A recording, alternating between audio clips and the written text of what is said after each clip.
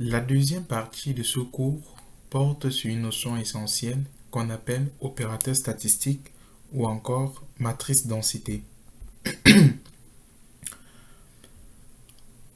Un système est dans un état pur lorsqu'il est isolé ou lorsqu'il est soumis à des contraintes fixes.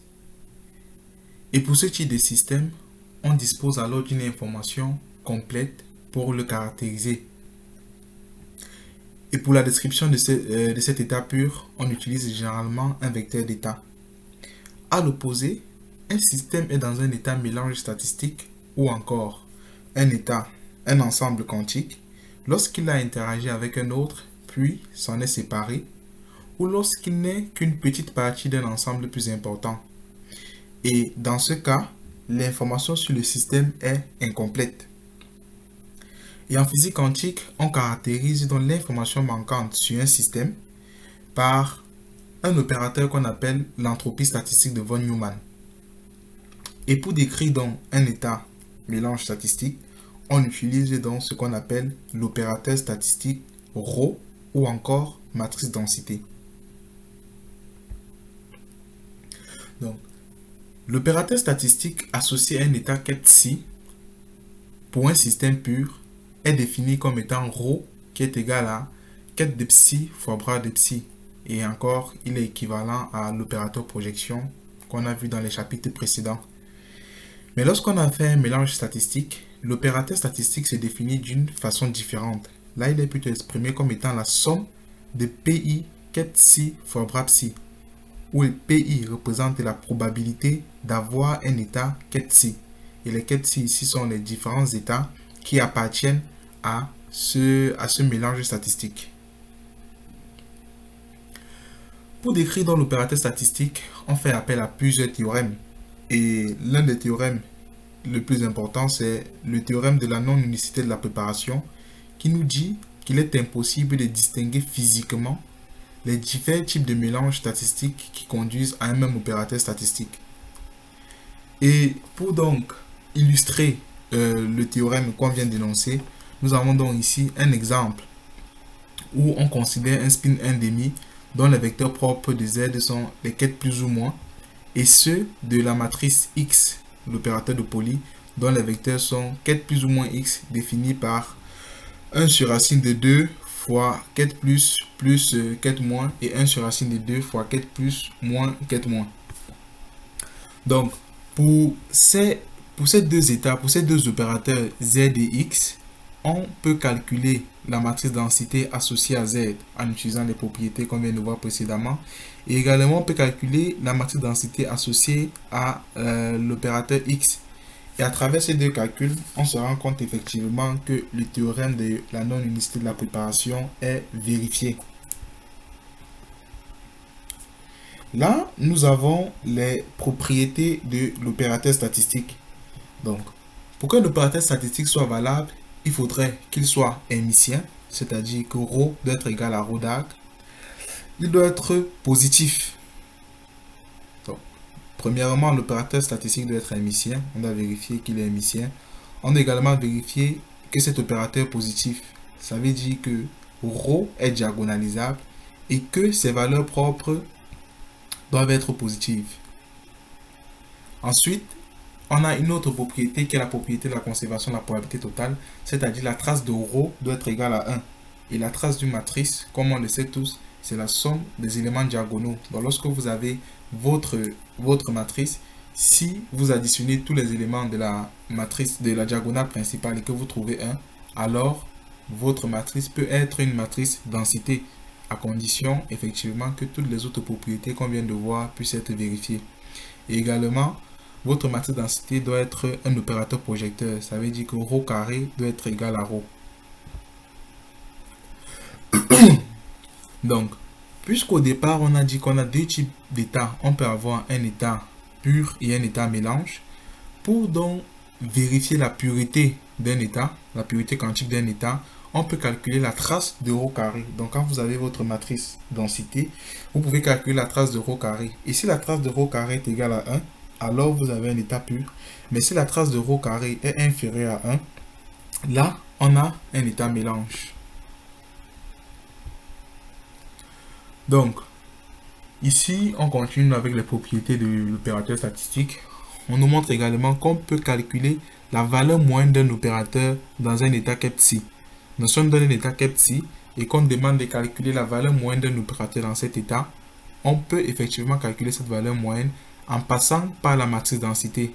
Donc, on nous dit ici que la valeur moyenne d'un opérateur A dans l'état psi est égale à la trace de ρ fois A, où ρ ici est la matrice densité associée à notre état psi et A c'est l'opérateur qu'on nous donne.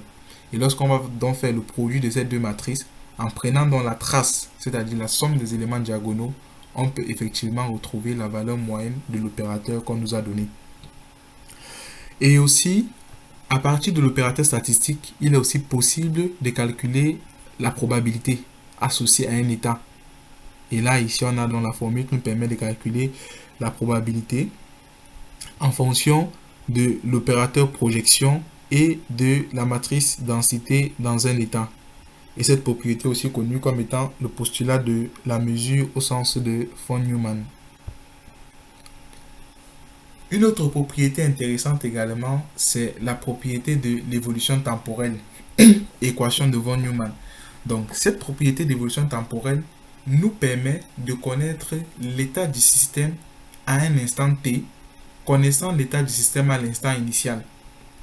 Et pour donc trouver l'état du système à l'instant t, connaissant l'état de notre système à l'instant initial, on passe donc par l'opérateur évolution U qui est là.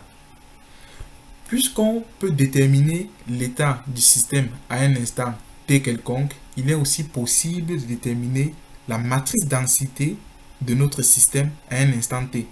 Puisqu'on sait que la matrice densité est reliée au vecteur d'état. Donc si on peut déjà déterminer la valeur de psi de t, alors à partir de cette valeur de psi de t, on peut déterminer la valeur de ρ de t. Puisqu'on sait que ρ de t est égal à ket psi fois bras psi. On connaît ket psi, c'est u de t fois psi 0. Bras psi, c'est le conjugué, donc ça va faire ici bras de psi 0 fois u d'arc de t. Et on sait que ket psi de 0 fois bras psi de 0, c'est ρ de 0, c'est-à-dire la matrice densité à l'instant initial. Donc on voit ici effectivement qu'à partir du vecteur d'état à l'instant initial et connaissant aussi l'opérateur évolution U, on peut déterminer la matrice densité à l'instant initial et la matrice densité à un instant t quelconque. Donc ici, on nous donne donc un exemple qui nous permet ici de calculer la matrice densité d'un état mélange. Donc on nous dit, supposons qu'on a un système qui est préparé avec 75% d'un état A et 25% d'un état B. Donc 75% ici représente la probabilité d'avoir cet état A dans notre système et 25% ici représente la probabilité d'avoir l'état B dans notre système. Dans la première question, on demande de calculer l'opérateur statistique pour cet ensemble. On sait que pour un état mélange, l'opérateur statistique est égal à la somme de PI fois le projecteur associé à un état, à l'état I. Donc c'est cette règle qu'on a appliquée là. Donc on a PI qui représente la probabilité d'avoir l'état A fois le projecteur associé à cet état A, plus la probabilité d'avoir l'état B qui est 1 quart fois le projecteur associé à l'état B. Et là, on met juste ket A sous forme de colonne, bras A sous forme de ligne, et en faisant donc juste la multiplication des matrices, on retrouve donc notre opérateur densité qui est là, notre matrice densité qui est là.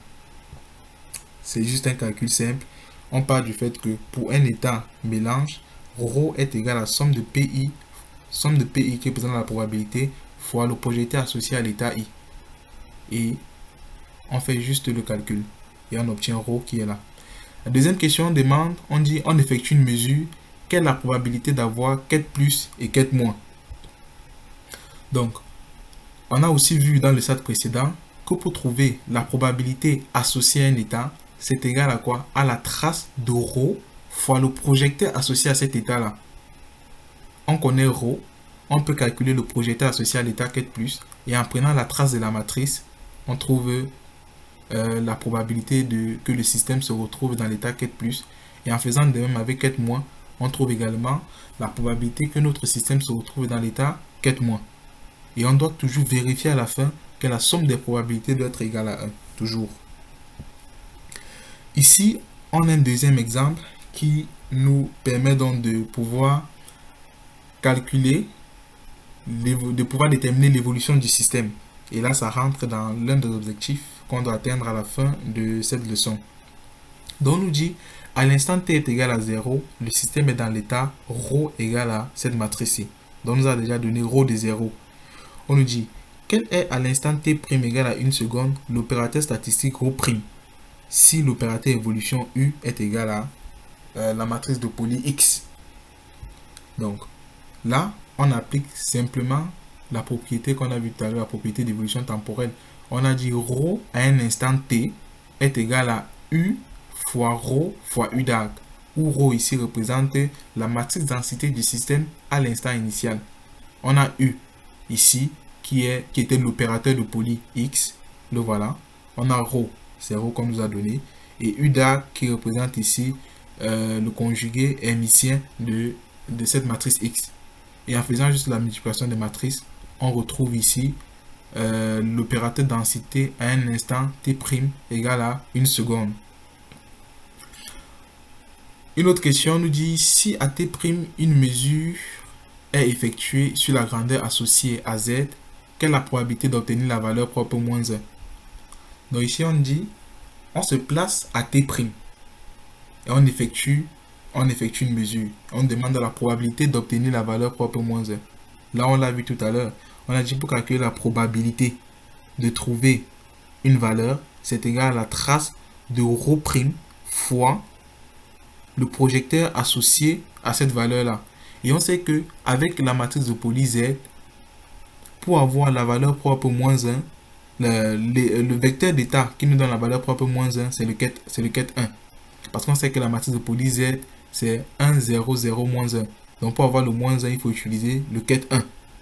Donc pour trouver donc la probabilité d'avoir la valeur propre moins 1, on prend donc ρ' qui représente la matrice densité à l'instant t', multiplié par le projecteur qui nous donne la valeur propre moins 1. Et là on a ρ' qu'on vient de calculer. Là on a le projecteur associé au ket 1. Et en faisant dans le produit de ces deux matrices et en prenant la trace, on trouve un quart. Donc là, ces deux exemples nous permettent effectivement de pouvoir bien comprendre les différentes propriétés de la matrice densité. Lorsqu'on parle également de matrice densité, on fait généralement référence à un système physique qui est très intéressant, c'est la sphère de Bloch. Donc, on nous dit qu'il est souvent commode de décomposer ρ sur la base des matrices de Pauli. Et on a généralement 4 matrices de Pauli, la matrice identité, la matrice de Pauli X, la matrice de Pauli Y et la matrice de Pauli Z. Ça veut dire que tout opérateur densité qu'on nous donne, toute matrice densité qu'on nous donne, on peut l'exprimer comme étant une combinaison linéaire de différentes matrices de Pauli.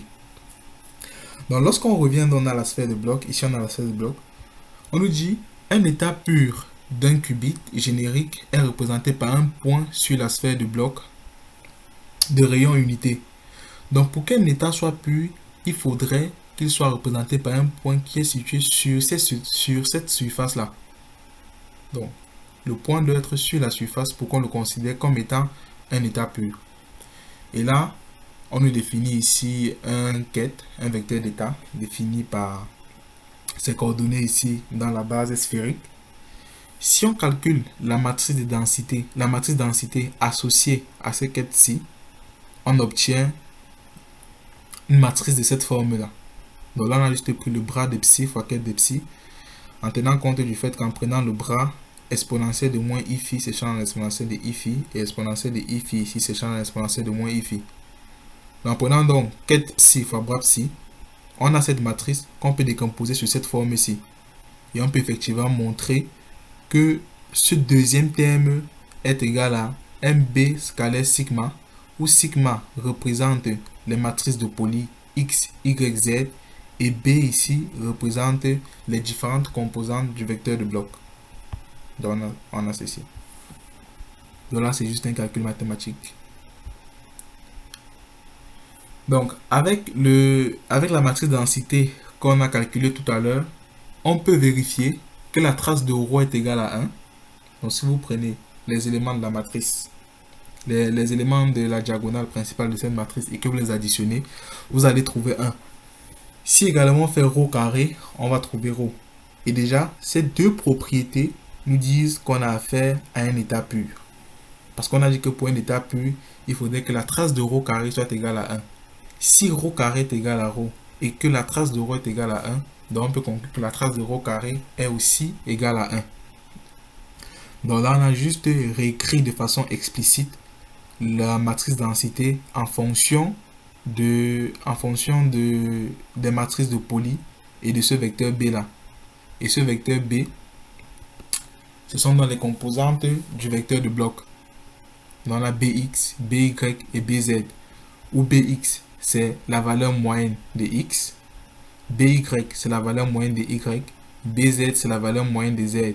Et tout à l'heure, on a vu que pour calculer la valeur moyenne d'un opérateur, on prend la trace de rho fois cet opérateur-là. Donc BX est encore égal à la trace de rho fois X, B de Y est égal à la trace de rho fois Y, et B de Z est égal à la trace de rho fois Z. Donc ici, également, le module du vecteur de bloc, quand on calcule le module du vecteur de bloc, il doit toujours être compris entre 0 et 1. Il doit être compris entre 0 et 1. Et on nous dit ici que l'état quantique d'un qubit est entièrement défini par son vecteur de bloc. Donc ça veut dire que pour définir un état quantique, si on a son vecteur de bloc, alors on a sa définition complète. Si B est compris entre 0 et 1, ça veut dire quoi? Soit il est sur la sphère de bloc, soit il est à l'intérieur de la sphère. Donc c'est ce que cette condition-ci veut nous dire. Donc, pour un état pur, rho a pour valeur propre 0 et 1. Et donc, on peut calculer le déterminant de rho, on aura 0. Ou, ici, le module du vecteur de bloc est égal à 1. Donc, l'extrémité du vecteur sur la surface de bloc. Et lorsque l'extrémité du vecteur de bloc est sur la surface, on a un système complètement polarisé. Et si le module de B est égal à 0, là, notre système est non polarisé. Et si B est compris entre 0 et 1, c'est-à-dire à l'intérieur de la sphère, là, on est partiellement polarisé. Donc là, ici, on a trois cas. Soit le vecteur de bloc est sur la sphère, alors on a un système qui est complètement polarisé. Soit il est nul, c'est-à-dire à l'origine, on a un système non polarisé. Soit il est à l'intérieur de la sphère, alors on a un système qui est partiellement polarisé ou encore mélange statistique. Donc là, on a deux critères pour essayer de voir si on a affaire à un état mélange ou à un état pur. Là, on se base sur le module du vecteur de bloc. Donc là, on a un exemple. On nous donne la représentation de Pauli de l'opérateur statistique ρ. On a un opérateur statistique ρ ici qui est égal à 3K de quête 0 bras 0 plus 1K de quête 1 bras 1. Et on demande de donner de la représentation de Pauli de cet opérateur statistique. Donc tout à l'heure, on a vu que ρ pouvait se mettre sous la forme de 1 demi de I plus 1 demi de B scalaire sigma, où B avait pour composante Bx, By et Bz, et sigma avait pour composante grand X, grand Y et grand Z. Ça veut dire qu'ici, la seule information qui nous manque, ce sont les composantes du vecteur de bloc, c'est-à-dire Bx, By et Bz. Et ces composantes sont donc calculées à travers ces formules qu'on a vues précédemment. On a dit Bx était la trace de ρ fois x, By la trace de ρ fois y, Bz la trace de ρ fois z. Lorsqu'on calcule, on trouve que Bx est égal à 0, By est égal à 0 et Bz est égal à 1,5. Donc avec ça, on peut revenir dans l'expression de ρ qui était 1,5 de I plus 1,5 de B scalaire sigma. Et on trouve donc que ρ est égal à ceci. Et là, il est question de voir si on a fait un état mélange ou un état statistique. Et on a dit que pour savoir si on a fait un état mélange ou un état pur, on calcule le module du vecteur B, qui est égal à quoi? Racine de Bx carré plus By carré plus Bz carré. Puisque Bx et By sont nuls, alors le module du vecteur de bloc se résume juste à la valeur de sa composante suivante Z, qui est égale à 1,5. Si B est égal à 1,5, ça veut dire que le vecteur de bloc est à l'intérieur de la sphère. Et tout à l'heure, on a dit que si on a un vecteur de bloc à l'intérieur de la sphère, alors on a un état mélange statistique. Donc ici, on a un autre exemple qui nous permet également de réécrire la matrice ρ, de réécrire la matrice ρ en utilisant toujours ces opérateurs de poly. Sauf qu'ici, on a maintenant un système 2 qubits. Donc on a l'expression de ρ qui a été détaillée. 4, ça c'est la matrice identité 1 tensoriel 1, plus 2, 1 tensoriel x, plus 4, 1 tensoriel z, moins x tensoriel x, plus 5, y tensoriel y, plus 2, z tensoriel x. En utilisant dans les propriétés de produit tensoriel qu'on a vu dans la première vidéo, on peut donc réécrire ρ sous forme matricielle. C'est là.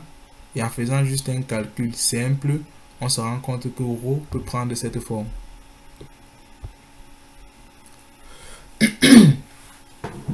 Avec l'opérateur statistique, on a aussi une notion importante qui est la notion de trace partielle. Donc si on considère un système quantique bipartite, c'est-à-dire qui est constitué de deux sous-systèmes, ici grand A et grand B, tel que l'on peut faire des mesures sur A sans affecter B, ou inversement, c'est-à-dire faire des mesures sur B sans affecter A. Et si ce système bipartite est décrit par ρ, un opérateur densité agissant dans un état HA tensoriel HB, alors on peut avoir l'opérateur statistique réduit ρA ou bien l'opérateur statistique ρB agissant respectivement dans grand HA et grand HB. Ça veut dire que si on a deux sous-systèmes qui sont dans un même ensemble, on peut avoir un opérateur statistique réduit qui agit juste sur un des sous-ensembles. Et ça qu'on appelait ρA, et ρB qui agit sur l'autre sous-ensemble. Donc pour déterminer dans la trace partielle associée à A, ρA, on a dit c'est trace dans l'état B, trace partielle dans l'espace HB multiplié par ρ. Pareil pour ρB. Pour ρB, c'est la trace partielle dans HA multiplié par ρ. Donc tout à l'heure, on va voir des exemples. Comment donc calculer ces différentes traces partielles-là. Donc, pour calculer la trace partielle, on peut aussi utiliser une approche vectorielle. Donc ici, on a un exemple. On nous dit Alice et Bob se partagent un état B, 1, 0. Ça, ce sont les états de Bell qu'on a vu à la fin de la vidéo précédente. Donc B de 1, 0 est égal à 1 sur racine de 2, 4, 0, 0, moins 4, 1, 1. Et on nous dit Alice et Bob s'envolent dans les directions opposées et n'ont plus accès au système complet. Donc lorsqu'on les sépare, ils n'ont plus accès à ce système-là. Premièrement, on peut avoir l'opérateur statistique global, donc qui décrit le système dans lequel Alice et Bob étaient au départ. Et c'est ρ qui est égal à B de 1, 0, 4B de 1, 0 fois bras de 1, 0. Là, c'est un calcul simple. On le calcule aisément et voilà ce qu'on obtient. On peut vérifier que c'est un opérateur statistique, c'est-à-dire s'il est hermitien, ρ est égal à ρ d'arc. S'il est défini positif, si la trace de ρ est égale à 1, effectivement, là on a 1 demi plus 1 demi qui est égal à 1. Et si ρ carré est égal à ρ. Puisque toutes ces conditions sont vérifiées, alors ρ est un projecteur ou encore un état pur. Maintenant, si on veut donc calculer ce que Bob voit du système, ou bien ce que Alice voit du système, c'est-à-dire quelle est la trace partielle, quelle est la partie de Bob dans ce système global-là. C'est donc ça qu'on appelle la trace partielle dans le slide précédent. Donc pour avoir donc ρ de B, on a dit c'est trace dans l'espace HA de ρ. En quelque sorte, c'est la valeur moyenne donc de ρ dans ces deux états-là. Donc ici, on a donc on va calculer la valeur moyenne de ρ dans l'état 0A et la valeur moyenne de ρ dans l'état 1A. Et ce terme-là plus ce terme-là représente donc la trace de ρ dans l'état HA. Et si on prend donc ce premier terme et qu'on le calcule, c'est-à-dire voici ρ qui est là, on vient là, on met quête de 0A et ici bras de 0A. Vous voyez qu'on va avoir ici bras de 0A fois quête de 0A qui va donner 1. Ici on aura bras de 0A fois quête de 0A qui va donner 1. Donc on va se retrouver avec 1 demi de quête de 0B fois bras de 0B qui est là. On continue, on aura 0A fois 0A. le produit scalaire qui va donner 1. Mais ici, on aura 1A fois 0A qui va donner 0. Donc, ce terme sera égal à 0. Pareil ici, on aura 0. Et pareil, là, on aura 0. Là, c'est avec 0A. Donc, la valeur moyenne de ρ dans l'état 0 à 0A nous donne juste 1 demi de 0B, 0B. Maintenant, si on calcule ce deuxième terme, vous voyez que ce qui va rester, c'est juste ce dernier terme-là. Parce qu'on aura 1A scalaire 1A qui va donner 1. 1A scalaire 1A qui va donner 1. Et on va juste rester avec 1 demi de 1B et 1B. Et lorsqu'on calcule ça, on voit donc que ρB est égal à 1 demi de la matrice identité associée à l'espace B. Donc on aura 1 demi de la matrice identité associée à l'espace B. Pareil pour ρA. Si on calcule ρA, on va obtenir la même chose. Donc, on se rend donc compte que Bob ou Alice ici, a un état complètement mélange, puisque le module de B est égal à 0. Si on calcule le module de B du vecteur de bloc, on va trouver 0. Et on voit donc que si on calcule la trace de ρ, la trace de ρ ici nous donne 1, parce que là on aura 1 demi plus 1 demi. Mais si on calcule ρ carré, la trace de ρ carré va plutôt donner 1 demi qui est inférieur à 1. Vous voyez que là, ici, on a un état mélange. On n'a pas un état purement quantique. Ici, on a un autre exemple qui nous permet toujours de calculer la trace partielle, mais cette fois-ci en utilisant une approche matricielle. Donc précédemment, on a vu comment calculer la trace partielle en utilisant une approche vectorielle. Ici, cet exemple nous permet de calculer la trace partielle en utilisant une approche plutôt matricielle. Donc là, c'est juste des multiplications de matrices. Donc là, on aborde une autre partie qui est ici la non-unicité de la préparation. Donc, les systèmes bipartites qu'on a étudiés précédemment présentent un grand intérêt pour la physique quantique, car ces systèmes-là interagissent entre eux et avec l'environnement, et on a une incidence sur les informations codées dans l'état quantique. Pour décrire donc ces systèmes bipartites, on utilise un formalisme qu'on appelle la décomposition de Schmidt. Et ce théorème de la décomposition de Schmidt permet d'exprimer un vecteur d'état intriqué comme un produit tensoriel d'états orthogonaux. Donc, on va voir à travers quelques exemples ce que ça veut dire de façon précise. Donc, ici, on a dans le théorème de la décomposition de Schmidt. Donc, on nous dit soit ket psi appartenant au produit tensoriel entre deux états HA et HB. Et on nous dit que ket psi est un état bipartite. Ça veut dire que c'est une association de deux sous-états, grand A et grand B. Donc, on nous dit la décomposition de Schmidt de l'état ket psi est donnée par cette forme-ci. Donc, c'est la somme de I à lambda 1 à ns des racines de PI fois ket de alpha I bêta I, où alpha I c'est un vecteur propre appartenant à l'état HA, bêta I c'est un vecteur propre appartenant à l'état HB. Et ces deux vecteurs alpha I et bêta I sont orthogonaux et ce sont des bases de Schmidt. Racine de PI ici représente les coefficients de Schmidt et ils sont définis tels que la somme des PI là doit être égale à 1, où PI sont des valeurs propres de ρA, c'est-à-dire la trace partielle de A. On a dit que la trace partielle de A, c'est la trace prise dans l'espace HB de la matrice densité. Maintenant, pour donc mener à bien cet algorithme de décomposition, pour mener à bien la décomposition de Schmidt, il y a donc un algorithme. Et là, cet algorithme ici, on vous a donné 4 étapes essentielles pour pouvoir faire la décomposition de Schmidt d'un vecteur. En premier lieu, il faut trouver la matrice réduite, puisqu'on a besoin de la matrice réduite. Ensuite, il faut la diagonaliser. Diagonaliser, c'est-à-dire trouver les vecteurs propres et les valeurs propres. Après ça, on doit trouver la valeur de bêta I.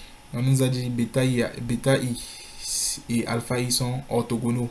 Donc pour trouver bêta I, on utilise cette formule-là.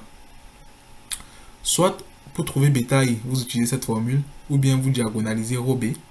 Et ρB, en diagonalisant ρB, on aura les vecteurs propres et les valeurs propres. Et ces vecteurs propres-là, ces vecteurs propres vont nous donner la valeur de bêta I. Et lorsqu'on a ρA, bêta I et alpha I, on peut donc construire notre ket psi. Donc, vous trouvez ρA, Ensuite, on diagonalise rho A. Pour diagonaliser rho A, on a dit on trouve les vecteurs propres et les valeurs propres. Et vous avez eu un cours au début d'année, un cours d'algèbre linéaire pour montrer comment est-ce qu'on diagonalise les matrices. Donc, on diagonalise rho A, on trouve ses vecteurs propres et ses valeurs propres. On peut soit utiliser la valeur de alpha i qu'on a trouvé précédemment pour trouver bêta i, ou bien on peut calculer la trace partielle associée à b pour trouver bêta i. Et lorsqu'on a donc toutes ces valeurs-là, on peut donc avoir on peut donc décomposer ket psi. Donc on a aussi quelques propriétés. On dit le nombre de pi. Donc, dans le décomposition de Schmitt, on a les racines de pi. Donc on a dit le nombre de pi ici, différent de 0, est le nombre de Schmitt. Puisqu'ici, cette somme part de i à ns. Donc le nombre de valeurs de pi qu'on va trouver différent de 0, c'est donc ce nombre-là qui est contenu dans la valeur de ns. Et on nous dit que l'état ket psi est intriqué lorsque ce nombre est supérieur à 1. Cet état est factorisable lorsque le nombre est égal à 1. Donc, tout à l'heure, dans la vidéo précédente, lorsqu'on étudiait l'intrication, on a dit un état est intriqué lorsqu'il n'est pas factorisable. Et là, on le retrouve encore ici. Donc, ns ici est un critère d'intrication. Donc, avec la valeur de ns, on peut savoir si on a un état intriqué ou pas. Donc là, on a un exemple qui nous permet de calculer, de faire la décomposition de Schmitt d'un vecteur. Donc ici, on a notre ket psi qui est égal à 1 demi de ket 0, 0, moins ket 0, 1, moins ket 1, 1, plus ket 1, 1. À partir de cette valeur, on peut calculer rho, le projecteur associé à ce ket psi. Lorsqu'on calcule rho, on obtient ça. Donc là, c'est un calcul classique, on sait déjà le faire. Ensuite, dans la procédure, dans l'algorithme qu'on a donné tout à l'heure, on a dit qu'on calcule rho A. Donc rho A, c'est la trace partielle associée à A, qui est égale à la trace dans l'état HA du projecteur. On le fait aisément et on trouve rho A. Lorsqu'on a trouvé rho A, on diagonalise. Et en diagonalisant, on trouve les valeurs propres et les vecteurs propres. Et ici, en diagonalisant ces matrices, on se rend compte que rho A deux vecteurs propres, 0 et 1. Et on a dit que ns, c'est le nombre de vecteurs propres non nuls. Et ici, on a un seul, ce nombre de valeurs propres non nulles. Ici, on a une seule valeur propre non nulle. C'est vrai que la diagonalisation nous donne deux valeurs propres, mais parmi ces deux valeurs propres, on a une seule qui est non nulle. C'est cette valeur-là. Donc, on trouve ns qui est égal à 1. Donc, si ns est égal à 1, alors, si ns est égal à 1, alors ket psi est un état factorisable, ce n'est pas un état intriqué. Donc, avec cet exemple, on comprend mieux ce qu'on disait dans le slide précédent. Lorsqu'on a donc diagonalisé, on peut trouver les valeurs propres et les vecteurs propres. Donc, le alpha 2 ici, c'est le alpha i, c'est-à-dire le vecteur propre associé à la valeur propre i. Donc, si le vecteur propre associé à cette valeur propre 2 est égal à ceci. Et vous pouvez également calculer bêta 2. On va se rendre compte que ça va nous donner effectivement la même valeur que alpha 2. Donc on peut calculer bêta 2 soit en utilisant la formule qu'on a montrée précédemment ou bien en diagonalisant la trace partielle de B. Donc on a deux méthodes. Lorsqu'on a donc toutes les valeurs obtenues, on peut donc calculer ket psi.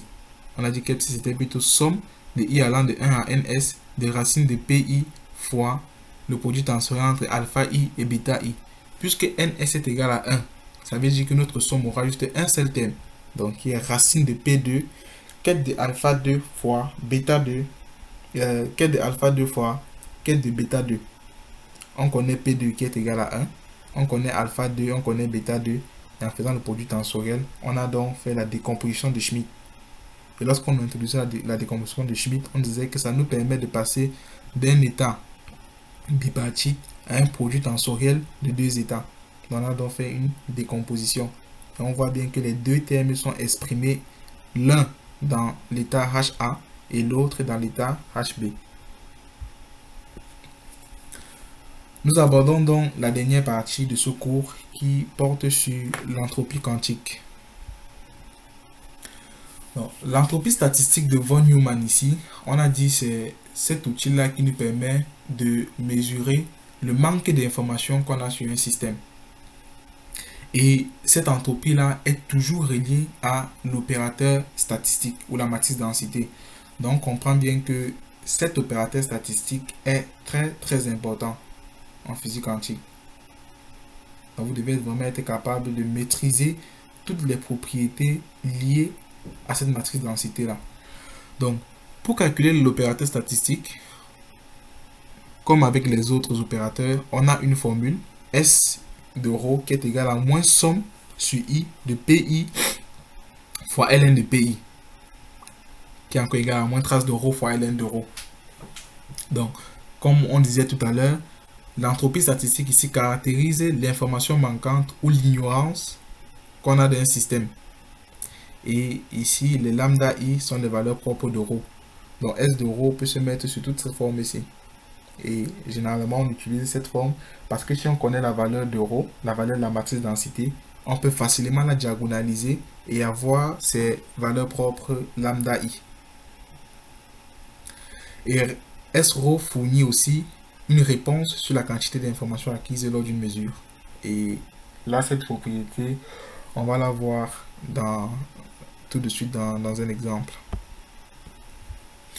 Donc, on a deux états ici et on nous donne ρ, 3K, 0, 0, 1K, sigma, 9 dixièmes, 0, 0, 1 dixième. On demande de calculer S-ρ, c'est-à-dire l'entropie associée à cet état, ρ, et l'entropie associée à l'état sigma. Ici, nos matrices sont déjà diagonalisées. Donc, on nous a facilité la tâche, on nous a donné une matrice qui est déjà diagonalisée. Et pour reconnaître qu'une matrice est diagonalisée, une matrice est diagonalisée si on a juste les éléments sur la diagonale principale et les éléments non diagonaux sont nuls. Donc là, on a une matrice effectivement qui est déjà diagonalisée et les valeurs propres ici, c'est 3 quarts et 1 quart. Donc, en utilisant donc la dernière formule qui était moins somme de lambda I ln de I, on peut donc calculer l'entropie associée à ρ. Donc on a moins 3 quarts ln de 3 quarts, moins 1 quart ln de 1 quart. On a 0,56. S sigma, pareil, c'est une matrice déjà diagonalisée. On calcule, on trouve 0,325. Donc, l'entropie de ces états-ci nous montre qu'on a plus d'informations sur l'état sigma avant qu'une mesure ne soit effectuée. Pourquoi est-ce qu'on le dit? On a dit S de ρ nous donne une information sur, nous donne une idée sur l'information manquante qu'on a d'un système. Ça veut dire qu'ici, en ρ, on a 56% d'informations manquantes. Pourtant, en sigma, on a plutôt 32% d'informations manquantes. Donc, vous voyez qu'on a plus d'informations sur sigma que sur ρ. C'est pour ça qu'à la fin du cercle précédent, on a dit l'entropie nous donne aussi une certaine réponse sur les informations qu'on connaît sur le système. Donc, ça c'est un peu la nuance qu'on a ici avec le calcul de l'entropie. Donc là, ici, on a aussi quelques propriétés. Donc, pour un état pur, S de ρ est égal à 0. Là, ça se comprend parce qu'on a dit S nous permet d'avoir les informations manquantes sur un système. Si on connaît toutes les informations sur notre système, alors on a un système pur. Et si on a un système pur, alors son entropie sera égale à 0. Donc lorsque S de ρ est égal à 0, on dit que le désordre est minimal. Donc, on nous dit si la dimension de l'espace de Hilbert est égale à grand N, ρ, donc la matrice de densité correspondant au désordre maximal, est I sur grand N, où I ici représente l'opérateur unité. Une autre propriété aussi, c'est que l'entropie n'est pas modifiée par une transformation unitaire de la base. Donc, ça veut dire que si on fait évoluer le système, alors l'entropie reste toujours inchangée. S-ρ dépend seulement des valeurs propres de ρ qui sont une base indépendante. Donc, en conclusion, qu'est-ce qu'on peut dire? disons simplement que l'entropie de von Neumann est invariante sous une évolution temporelle unitaire. Ça veut dire qu'on soit à l'instant t égal à 0 ou bien à l'instant t supérieur, l'entropie du système reste inchangée. On a également une autre propriété qui nous donne l'additivité des produits des états. Et une autre propriété qui nous parle également, qui nous parle du fait que l'entropie est relative entre deux états. Alors, lorsqu'on a deux états, ρ et sigma, l'entropie de cet état est égale à l'entropie de sigma moins l'entropie de ρ. On peut également calculer le degré d'intrication d'un système bipartite. Et ce degré d'intrication apparaît comme la mesure de l'augmentation de notre ignorance lorsqu'on perd la possibilité de faire des mesures sur un système dans son ensemble et qu'on accède localement qu'à l'un des deux sous-systèmes. Donc là, également, ce sont des propriétés intéressantes qui nous renvoient encore au fait que lorsqu'on a un état intriqué, on peut également calculer quel est le degré d'intrication de cet état-là. Donc là, on a un exemple. Ici, on nous dit Alice et Bob se partagent une partie de l'état de Bell, quête B de 1, 0. Cet état de Bell, on l'a défini dans la vidéo précédente. Donc, on demande de calculer l'entropie du système entier et ensuite d'évaluer l'entropie telle que vue par Alice individuellement, c'est-à-dire la trace de ρ de A, ln de A. Donc ici, le plus dur, c'est de savoir comment calculer la matrice densité. Lorsqu'on a déjà la matrice densité, alors on peut calculer toutes les autres informations qu'on veut du système. Donc ici, ρ est égal à ket de B10 fois bras de 10. Ici, on nous a donné le ket de B10 qui est égal à ça. Et le bras, ce sera juste... donc ici, quand on dit la transposer, ça veut dire que réellement, c'est 1 sur racine de 2, mais plutôt le vecteur colonne. C'est pour ça que le bras nous donne le vecteur ligne. Et lorsqu'on multiplie donc ces deux matrices, on obtient donc notre matrice densité qui est là. Donc, en diagonalisant la matrice précédente, on a 4 vecteurs propres. 1, 0, 0, 0. Et on nous a dit qu'on peut calculer l'entropie en faisant moins somme de lambda i, ln de lambda i. On trouve que l'entropie est égale à 0. Donc, si l'entropie est minimale, ça veut dire que le gain d'information est maximal. Là, on est d'accord. Et à partir donc de cette entropie-là, on peut donc calculer ce qu'on nous a demandé à la deuxième question, c'est-à-dire la trace de ρ de A, ln de A. Donc, pour calculer ρ de A, c'est la trace partielle associée à A. On sait comment s'y prendre. On a dit c'est la trace dans l'état B multiplié par ρ. Et le calcul, vous le faites là. Et on trouve ici que S de ρ de A est égal à ln de 2. ln de 2 ici, quoi, qui est la dimension qui était la dimension de l'état. Donc, ici, S ρ étant maximal, alors le système ici est maximalement intriqué. On a dit pour qu'un système soit maximalement intriqué, il faudrait que son entropie soit égale à ln de la dimension de l'espace. Donc, on va s'arrêter là et je vous remercie pour votre aimable attention.